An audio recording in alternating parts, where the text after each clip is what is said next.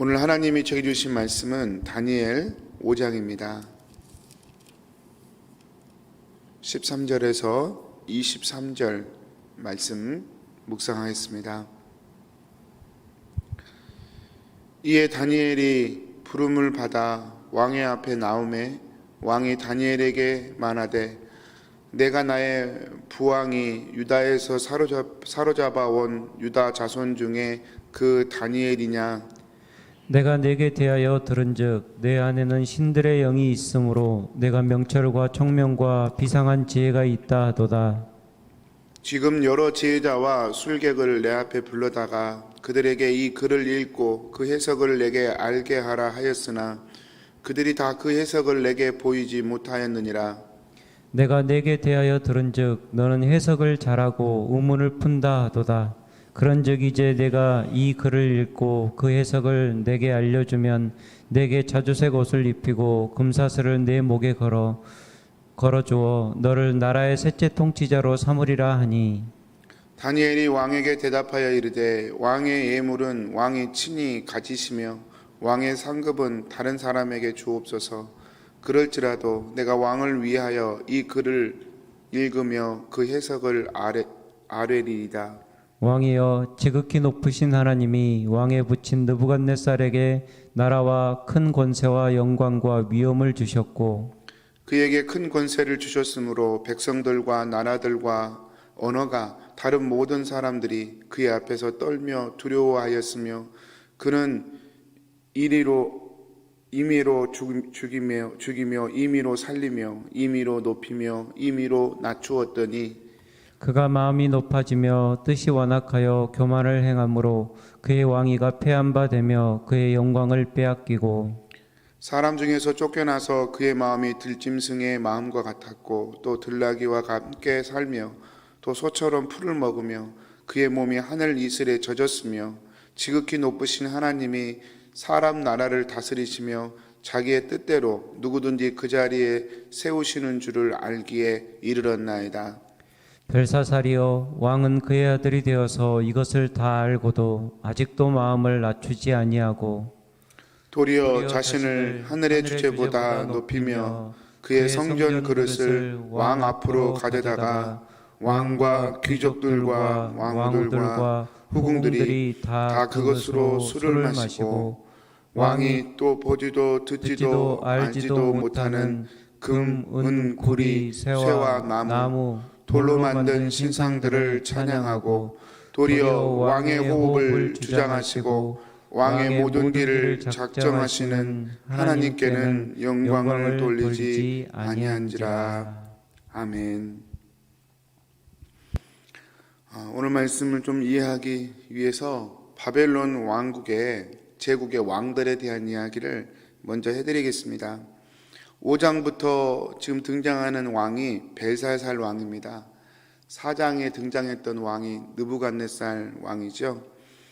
이 느부갓네살 왕과 벨사살 왕은 여러 면에서 좀 비교가 되는 그런 인물들인데요. 세 가지 정도로 좀 정리해 볼 수 있습니다. 첫 번째로 느부갓네살 왕은 바벨론 왕의 실질적인 제국의 첫 번째 왕입니다. 느부갓네살 2세라고 공식으로 저희가 부르지만 이 사람이 사실은 제국을 건설했죠. 그 전에는 그냥 갈대아 땅의 조그만한 나라였는데 이 느부갓네살 왕이 정확히 말하면 느부갓네살 2세예요. 이 느부갓네살 2세가 제국을 만들었습니다. 그래서 바벨론의 첫 번째 왕이다. 실질적인 첫 번째 왕이다. 그렇게 얘기할 수 있고요. 이 벨사살 왕은 바벨론 제국의 마지막 왕입니다. 오늘 본문 이 잔치하고 그날 저녁에 죽고 바벨론은 망합니다. 그리고 그 뒤로 이제 메대와 바사, 페르시아 제국이 들어서는 건데요. 그래서 다니엘 6장부터는 나라가 달라지는 거예요. 다리오 왕은 이제 다른 나라, 새롭게 세운 나라의 왕입니다. 그래서 벨사살 왕은 바벨론 제국의 마지막 왕이라고 볼 수 있습니다. 다니엘서가 이 바벨론 제국의 첫 번째와 마지막 왕을 이렇게 기록해 놓는 것은 이 다니엘의 고백도 들어있지만 사람 나라의 왕도 하나님의 주권 아래에 있다. 하나님이 세우시기도 하고 폐하시기도 하신다라고 하는 하나님의 주권을 분명하게 드러내고 있는 것이죠. 두 번째 비교해 볼 수 있는 것은 느부갓네살 왕은 교만했어요. 둘 다 교만했긴 했습니다만 느부갓네살 왕은 교만해서 7년간 정신병을 앓는 그런 심판을 받게 되죠. 그리고 그 뒤에 굉장히 하나님 앞에 겸손하게 됩니다. 그래서 그 뒤에 남은 시간 동안 죽을 때까지 왕의 통치를 이어서 하게 됩니다. 유지하게 돼요. 그러나 벳살살 왕은 교만했지만 하나님의 무서움을 경험했지만 결국 하나님 앞에 겸손하지 않습니다. 그래서 목숨을 잃는 것으로, 그날 밤에 목숨을 잃는 것으로 이야기가 끝이 납니다. 좀 비교가 되죠. 세 번째로 느부갓네살의 교만은 자신이 이루어놓은 업적, 대단한 업적 때문에 교만했다고 한다면 이 벳살살 왕은 우상 때문에 교만했습니다. 교만의 이유가 조금 비교가 되는 그런 부분입니다. 요거는 제가 이따가 다시 설명을 해드리겠습니다. 느부갓네살 왕이 첫 번째 왕이고 벳살살 왕이 마지막 왕이다. 그러니까 아마 우리 성도님들, 그러면 바벨론은 나라가 왕이 2명밖에 없었습니까? 그렇게 생각할 수도 있겠는데요. 성경에 그렇게 기록되어 있지만 역사적으로 보면 사실 그렇지 않습니다. 그 사이에 4명의 왕이 있었습니다. 자, 좀 자세히 설명을 해드리면 느부갓네살 왕이 기원전 562년에 죽었어요. 그의 아들이 에밀무로독이라는 사람은 에레미야에도 나오고 열왕기 하에도 나옵니다. 이 에밀무로독 때 유다 왕 여호와긴이 포로로 끌려갔다가 감옥에 갇혀 있는 상태에서 풀려나서 왕자처럼 이렇게 상을 왕과 함께 식사를 했다. 죽을 때까지 그렇게 했다라는 기록 제가 예레미야 볼 때 묵상했었지 않습니까? 그때 그 일을 했던 왕이 에밀무로독입니다. 느부갓네살 왕의 실질적인 아들이죠. 근데 이 사람이 한 2년간 통치를 하고요. 신하인지 누군지 모르겠지만 네리글리사우루스라고 하는 사람에 의해서 암살을 당합니다. 죽음을 당해요. 그래서 이 네리글리사우루스라고 하는 사람이 560년, 그러니까 느부갓네살 왕이 죽은 지 2년 후에 이 사람이 왕이 됩니다. 그리고 이 사람이 4년을 통치하게 되고 또 아들인 라바시 마루둑에게 왕위를 물려줘요. 라바시 마루둑이 몇 개월 지나지 않아서 또 나보니두스라고 하는 사람에게 또 처형을 당합니다. 여러분, 권력이라고 하는 게 피비린내 나는 거예요. 피비린내 나는 거예요. 이 나보니두스라고 하는 사람이 그 왕이 된 다음에 이 나보니두스라는 사람이 7년을 왕으로 통치하게 되고, 무슨 이유에서인지 정확히는 모르겠지만 자기가 살아있는데 왕위를 포기한 건 아니지만 이 왕위를 물려줘 버려요, 아들에게. 그 아들이 벨사살입니다.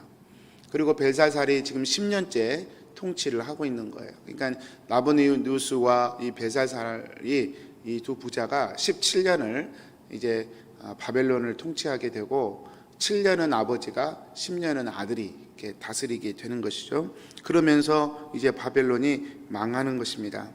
그래서 여러분, 우리가 섭정이라고 그러죠. 그걸 섭정. 아들이 아직 아버지가 살아있는데 왕 역할을 하는 걸 섭정이라고 그러는데, 그 아들이 그렇게 왕이 돼. 아까 우리 오늘 본문에도 보면 이 벳살살이 꿈을 해석해 주면 나라의 3번째 통치자로 삼겠다 그러잖아요. 왜 3번째일까? 그래서 그러는 거예요. 첫 번째는 아버지 니보니우스, 다음에 둘째는 자기 벳살살, 셋째는 이제 그 사람, 꿈을 해석해 주는 사람으로 삼겠다는 거예요. 그러니까 자기 말고는 사실 제일 높은 지위를 주겠다는 그런 뜻입니다. 그래서 3번째라는 단어가 그렇게 등장을 하는 것이죠. 본문에서 다니엘이 벳살살에게 당신의 아버지 느부갓네살의 교만과 심판을 알면서도 그렇게 마음을 낮추지 못하느냐, 그렇게 책망하면서 아들이란 단어를 쓰죠. 그리고 오늘 13절에서도 나의 부왕이란 단어를 써요. 그래서 아비부자를 쓰는데, 그래서 실질적인 아들이 아닌가, 부자 관계가 아닌가, 이런 오해가 있는 건데요. 이스라엘 사람들은 혈통적이 아니어도 직업이 같으면 그냥 아버지와 아들의 관계로 부르기도 했습니다. 여러분, 예수님이 예루살렘 성에 입성하실 때 많은 예루살렘 유대인들이 다윗의 자손이요, 다윗의 아들이요, 그렇게 불렀거든요. 그래서 예수님에 대해서 예수님이 다윗의 아들인지 몰랐겠죠. 그때는 예수님이 알리고 다닌 것도 아니고, 또 아들도 아니냐, 후손이죠, 후손, 정확히 말하면. 근데 다윗의 아들이여 그렇게 부릅니다. 그 당시에 그들이 생각하는 메시아로 봤기 때문에, 다윗과 같은 메시아로 봤기 때문에 그렇게 불렀던 것이에요. 그래서 혈통적 아들이 아니라 이렇게 왕위를 계속해서 이어가는 같은 왕이기 때문에 그런 표현을 쓴 것이다, 그렇게 이해하면 틀리지 않을 것 같습니다. 그러면 왜 벨사살은 나라가 함락되기 전인데도 1000명이 참석하는 대규모 잔치를 열었을까? 여러분 조금 궁금하시죠? 지금 오늘 이렇게 하고 죽거든요. 그리고 이 상황이 객관적으로 봤을 때 잔치하고 뭐 그럴 상황이 아닙니다. 여러분, 이스라엘이 멸망할 때, 남유다가 멸망할 때 예루살렘 왕궁만 남겨놓고 있었던 상황이 어떤 상황이에요? 바벨론 군대가 다른 데는 다 점령해 버리고 이제 바벨론 예루살렘 왕궁만 남겨놓은 상태, 그때가 멸망하기 직전의 상황이잖아요. 똑같습니다. 지금 바벨론도 이 모든 전쟁에서 다 패해버렸어요. 제가 자료를 조금 알아보니까 이렇게 역사가들은 기록하고 있어요. 사실 이때의 상황은 바벨론의 군대가 시파르라는 외곽 지역에서 페르시아 군에게 이미 대패를 하고 거의 모든 성읍이 다 페르시아에게 넘어간 상황이었다. 이제 남은 것은 바벨론 성밖에는 없는 상황이었다. 그래요. 여러분, 객관적인 데이터입니다. 여러분, 이날 밤에 페르시아 왕에 의해서 죽게 되었다는 성경의 기록만 보아도 이러한 상황은 충분히 이해가 되는 상황이에요. 그러니까 무슨 뭐 암살당해 죽은 것도 아니고 정복당해 죽은 거거든요. 그래서 지금 포위되어 있는 그런 상황이라고 얘기할 수 있어요. 여러분, 어떻게 이런 상황에서 1000명이나 참석하는 성대한 잔치를 이렇게 벌일 수 있었을까? 이 도대체 어떤 일인가? 가장 설득력 있는 이유가, 해석이 이겁니다. 그날이 바벨론 신을 숭배하는 전통적인 축제 날이었다라고 하는 것이에요. 매우 설득력이 있어요. 그러니까 벨사살이 뭐 이렇게 갑자기 낸 아이디어가 아니라 레귤러리, 애뉴얼리 지켰던 우상 숭배 축제 날이었다, 그렇게 해석을 합니다. 그렇기 때문에 본문 4절에서도 여러분 결국 이렇게 많이 했던 이유가 뭐냐면, 술을 먹고만 했던 이유가 뭐냐면 우상을, 신들을, 자기들이 만든 신들을 찬양하니라, 자신의 신들 우상을 이렇게 예배하기 위해서 이 일을 했던 것이라고 4절에서도 기록을 하죠. 그냥 이 해석이 굉장히 설득력이 있습니다. 여러분, 그래서 이와 연결해서 느부갓네살은 교만했지만 사실은 하나님의 성물, 성전의 그 기물은 절대로 건들지 않았어요. 그러나 하나님이 두려운 분이라는 걸 그래도 알았거든요. 그리고 그것은 느부갓네살 왕만이 그런 것이 아니라 그 당시에 고대 근동의 금기 사항이었다고 그래요. 아무리 내가 정복했지만 그 정복한 나라의 신을 모독하는 행위는 안 하는 거예요. 그런데 이 벨사살 왕은 그러지 않아요. 일부러 성전 기물을 가져다가 그 기물에다가 술을 부어서 마셔버려서 여호와 하나님의 이름을 모독하는 일을 일부러 한단 말이죠. 도대체 왜 그랬을까? 제가 이것과 연결해서 생각해 볼 수 있는 거예요. 우상을 자극하기 위해서, 자신들이 믿고 의지하는 그 우상을 자극하기 위해서. 그래서 여러분, 우상 숭배자들은 항상 자기가 믿는 신을 자극해요. 막 몸을 긁고 피를 흘리고 막 그러거든요. 자기 신을 자극하려고. 그렇습니다. 그래서 여호와 하나님을 모독하면서 자신의 신을 자극해서 자신의 신에게 도움을 극대화해 보려고 하는 그런 시도였다고 해석이 되죠. 저는 매우 설득력 있는 해석이라고 생각을 합니다. 그러니까 이거예요. 적군의 포로가 되어 있어요. 그래서 한 거예요. 왜요?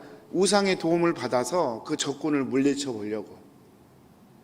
우상의 도움을 받아서 그 페르시아로부터 포위되어 있는 그런 극한 상황을 해결해 보려고 그렇게 했던 거예요. 매우 전략적 판단에서 기인한 것이죠. 여러분, 자신이 그렇게 우상을, 이 벨사라는 사람이 그렇게 우상을 그토록 의지했다는 사실을 여러분 볼 수 있어요. 이 벨사살 그런 사람이었기 때문에 다니엘을 대할 때 매우 교만하고 모독적인 태도로 대하는 거예요. 하나님이 안중에 없어요. 그래서 13절에 보면 다니엘이 이렇게 부름을 받아서 왕의 앞에 나갔는데 이 벨사살 왕이 다니엘을 부를 때 뭐라고 부르냐면, 여러분 이때 다니엘의 나이가 80살입니다. 80살. 느부갓네살 통치 기간 내내 함께 했고요. 측근으로서 보필한 국가 원로예요. 느부갓네살 왕이 죽은 지 23년이 지난 지금의 시점이에요. 그리고 그동안 관직을 다 내려놓고 아마 쉬고 있었던 것 같아요. 그렇지만 국가 원로예요. 그런데 그런 다니엘에게 뭐라고 말하냐면, 유다의 포로에 사로잡혀 온 자 중에 하나냐 그래요. 매우 교만한 얘기죠. 벨드사살이라는 바벨론의 이름이 있고요. 정말 이 느부갓네살 왕이 총애했던 국가의 중요한 충신 중에 한 명이었지 않습니까? 근데 그런 그를 일부러 벨드사살이라는 이름을 다 알면서도 유대인식 이름인 다니엘이라고 부르면서 포로 중에 한 사람이 아니냐 그렇게 말을 해요. 굉장히 교만한 거예요. 이렇게 교만한 이유가 뭐예요? 하나님을 안중에 없는 거고요. 그리고 그렇게 교만했던 건 자기가 믿는 우상이 있었기 때문에 그래요. 그 우상이 자신에게 자신의 문제를 해결해 줄 것이라고 하는 믿음 아닌 믿음이 있었기 때문에 그는 이렇게 교만하게 말할 수 있었어요. 여러분, 이렇게 말하는 이 벨사살을 다니엘도 참 싫어했습니다. 17절이에요. 다니엘이 왕에게 대답하여 이르되 왕의 예물은 왕이 친히 가지시며 왕의 상급은 다른 사람에게 주옵소서. 다니엘이 참 대단한 사람이에요. 선물을 준다고 하니까, 예물 준다고 하니까 그거 당신이나 가지시오. 당신이나 가지세요. 선물은 다른 사람 주시고요. 그래도 나는 이 글을 해석해 주겠습니다. 얼마나 당당합니까? 그러나 이 속에 이 다니엘의 불편한 마음이 들어 있어요. 여러분, 다니엘이 왜 이렇게 불편했을까요? 교만이에요. 교만한 사람을 대할 때 느끼는 그 불편함이에요. 사랑하는 성도님들, 정말 교만하다는 말은 듣지 않아야 합니다. 교회에 대해서 함부로 말하는 사람 되지 마셔야 합니다. 어떤 사람의 믿음에 대해서 함부로 말하시면 안 됩니다. 뒷감당을 못할 일이에요. 정말 하나님이 싫어하시는 일이에요. 반드시 징벌이 임할 일이에요. 그러니 여러분, 교회에 대해서, 또 믿는 사람에 대해서, 믿는 도리에 대해서 우리가 겸손해야 할 줄로 믿습니다. 다니엘이 싫어하는 거예요. 벨사살 왕이 너무 싫어요. 여러분, 다니엘만 싫어했겠어요? 하나님도 싫어하셨어요. 그래서 그날 밤에 그의 목숨을 하나님께서 테이크아웃 해가신 거 아닙니까? 테이크아웃이라니까 이상하네. 테이크 해가신 거 아닙니까? 22절에 다니엘이 직접적으로 벨사살 왕에게 그렇게 표현을 해요. 벨사살이여, 왕은 그의 아들이 되어서 이것을 다 알고도 아직도 마음을 낮추지 아니하고 도리어 자신을 하늘의 주제보다 높이며, 이렇게 말씀을 해요. 선대 왕이었던 느부갓네살 왕을 심판하시고 구원하신 하나님을 잘 알고 있지 않느냐? 그런데 어떻게 잘 알면서도 그렇게 교만할 수 있는가?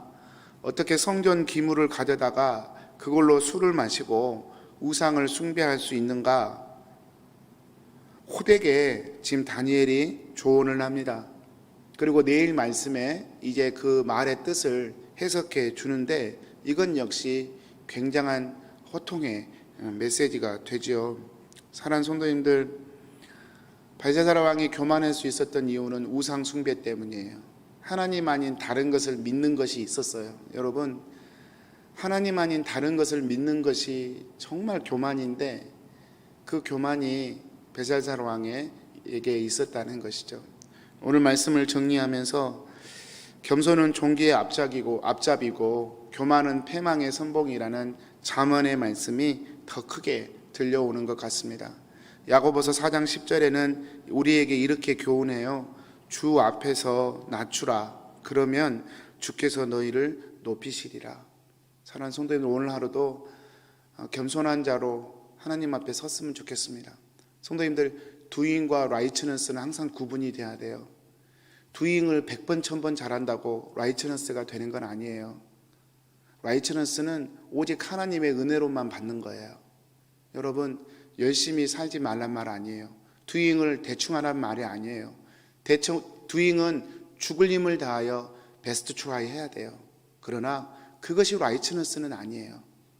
라이처너스는 오직 하나님이 우리에게 입혀주셔야 하고 하나님 앞에 엎드려야 하고, 사랑하는 성도님들, 이 밸런스가, 두잉과 라이처너스의 밸런스가 저와 여러분에게 오늘 또 겸손이란 이름으로 나타내고 또 표현되는 그런 복된 하루가 되시기를 주님의 이름으로 축복합니다. 우리 기도하겠습니다. 사랑하는 하나님, 오늘 또 주의 말씀을 듣습니다. 겸손은 존귀의 앞잡이지만 교만은 패망의 선봉이라 다시 한번 묵상해 봅니다. 주님, 끊임없이 주님 앞에 겸손한 자로 서기를 원합니다. 아무 공로 없는 자로, 오직 주님의 은혜로만 서는 자로, 그리고 주님의 은혜로 우리에게 주어진 삶을 묵묵히 감당하는 자로 오늘 하루도 사라지기를 주님 소원합니다. 성령님, 저희 연약합니다. 저희를 붙잡아 주십시오. 또 오늘 하루도 이 코로나의 어려움을 돌파해가는 우리 사랑하는 교우들 한 가정 한 가정들을 주님의 오른손으로 붙잡아 주시고, 사실 주님이 우리를 떠나는 법은 없으시지만 우리가 주님을 보지 못하는 것이오니 우리의 눈을 열어주셔서 우리와 함께 하시는 주님을 보고 의식하고 주님을 능력 삼아 주님을 행복 삼아 살 수 있는 영의 눈이 늘 열리도록 저희들을 붙들어 주시옵소서. 의지하옵고 예수님의 이름으로 기도합니다. 아멘. 하늘에 계신 우리 아버지여, 이름이 거룩히 여김을 받으시옵소서.